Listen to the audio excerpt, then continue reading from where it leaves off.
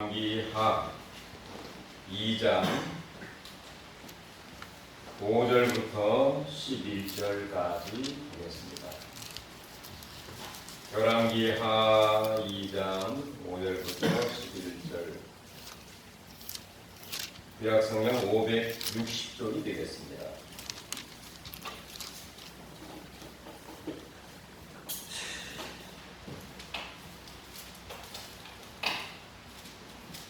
우리 다 같이 합독하겠습니다.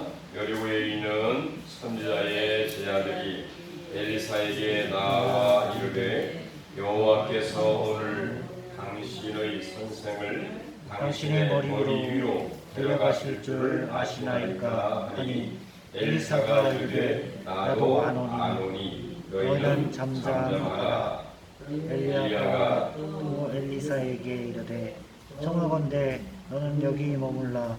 여호와께서 나를 유다로 보내시느니라 하니, 그가 이르되 여호와께서 살아계심과 당신의 영혼이 살아있음을 두고 맹세하노니 내가 당신을 떠나지 아니하겠나이다 하는지라. 이에 두 사람이 가니라. 선자의 제자 50명이 가서 멀리 서서 바라보매 그 두 사람이 요단가에 서 있더니 엘리야가 겉옷을 가지고 말아 물을 시매 물이 이리저리 갈라지고 두 사람이 마른 땅 위로 건너더라. 건너매 엘리야가 엘리사에게 이르되, 나를 내게서 데려감을 당하기 전에 내가 내게 어떻게 할지를 구하라. 엘리사가 이르되, 당신의 성령이 하시는 역사가 한절이나 내게 있게 하소서 하는지라. 이르되 내가 어려운 일을 구하는도다. 그러나 나를 내게서 데려가시는 것을 내가 보면 그 일이 내게 이루어지려니와 그렇지 아니하면 이루어지지 아니하리라 하고, 두 사람이 길을 가며 말하더니 불수레와 불말들이 두 사람을 갈라놓고 올라가더라. 아멘. 아멘.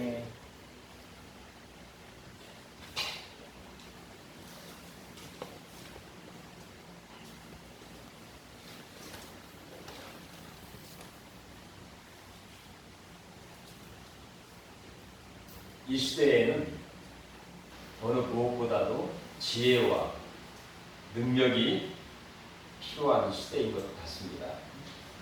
그러니까 지혜하면 솔로몬 왕이 생각이 나죠. 또 능력하면 누가 생각이 나나요? 엘리야 선지자가 생각이 나죠. 자, 엘리야 선지자는 우리가 잘 아시는 대로 사렙과 과부가 마지막 그 가루와 기름으로 한 번 먹고 죽으려고 생각을 했는데, 하나님이 이 엘리야 선지자를 만남으로 인해서 결국에 평생 동안 이 기름과 가루가 다하지 아니함으로 생활의 보장을 해주게 되었고, 또 불을 내려 살아계신 하나님을 보이며 우상을 섬기는 선자들을 다 처치를 하게 되었죠.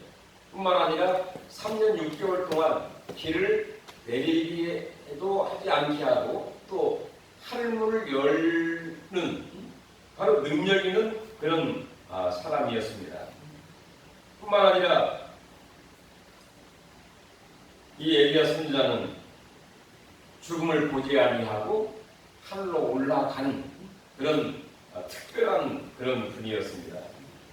그런데 성경은 이 엘리야보다 갑절의 성령의 능력을 받아 사역을 한 사람이 있었으니 바로 그분이 누구입니까?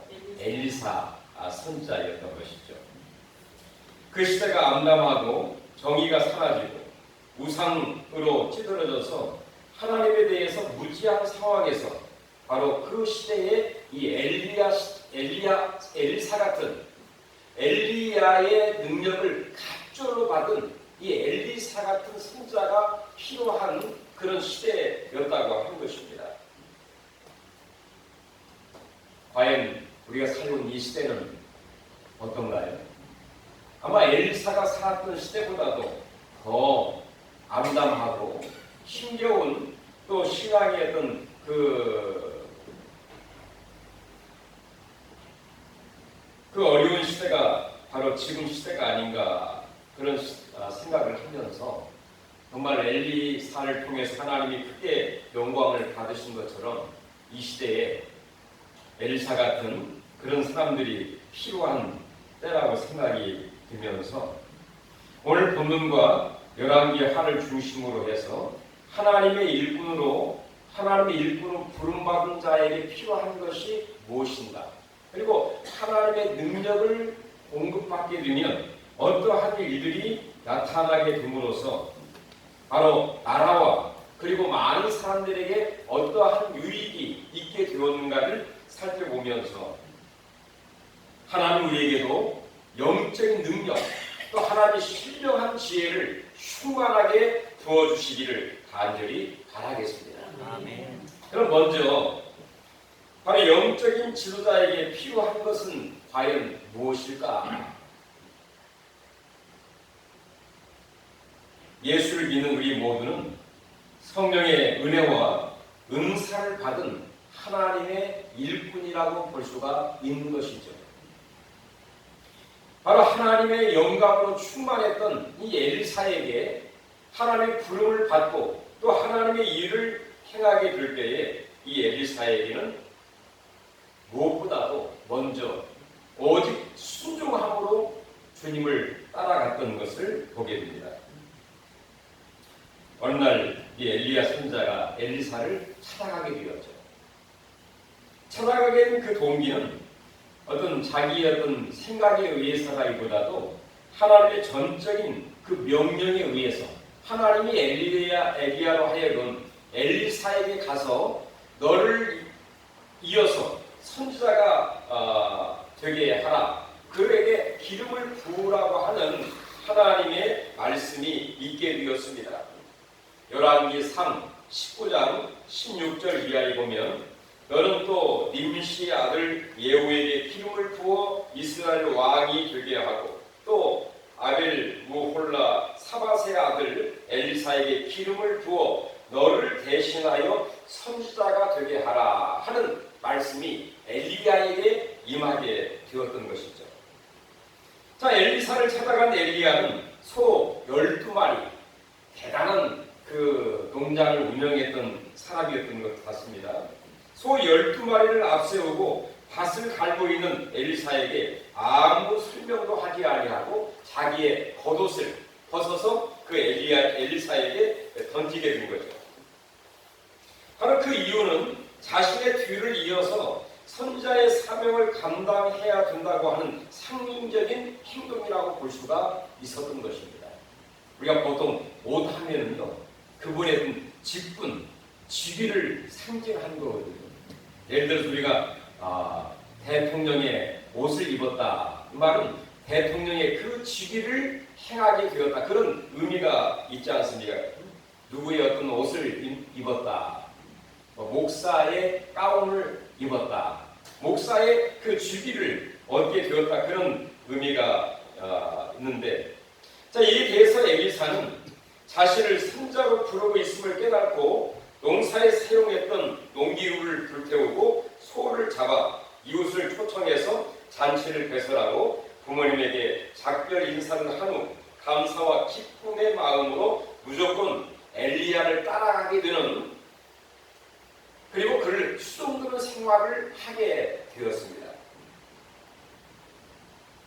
엘리사는 이미 종을 거느리고 부유한 생활을 하고 있었음을 불구하고 직접 밭에 나가 일하는 성실한 그런 자였을 뿐만 아니라 그런 안락한 생활에 만족할 수 있었으나 농기구까지 불사르는 것은 자신의 삶을 깨끗이 정리함을 뜻하는데, 마치 베드로가, 예수님이 베드로를 부르셨죠.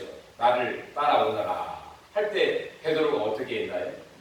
배와 그물과 그리고 그의 부치를 뒤로 하고 예수님을 따라가 예수님의 제자가 된 것처럼, 바로 하나님은 엘리야를 통해서 엘리사를 선자로 부르셨을 때에 엘리사는 모든 것을 뒤로 하고 오히려 그 쟁기와 농기구를 다 불태우고 소를 잡아 잔치를 벌이면서 이후에 바로 엘리야를 따라갔던 것은 대단한 결심과 그리고 순종의 그 용기의 모습을 볼 수가 있는 것이죠. 2장 21절 보면 엘리야를 쫓으며 수종 들었더라, 그런 표현이 있습니다. 자, 엘리야를 쫓으며 수종을 들었다. 바로 수종은 주로 사역자의 삶을 표현할 때 쓰는 단어로 극진히 섬김의 뜻을 의미하고 있습니다. 바로 소명에 순종하는 생활은 하나님의 사역자의 기본적인 행동 지침이라고 볼 수가 있는 것이죠. 하나님이 여러 가지 환경과 사건과 사람을 통해서 우리를 부르셨을 때에 순종하는 것, 이 순종 자체가 사실은 인간의 여러 가지 시간 낭비를 전략하는 하나의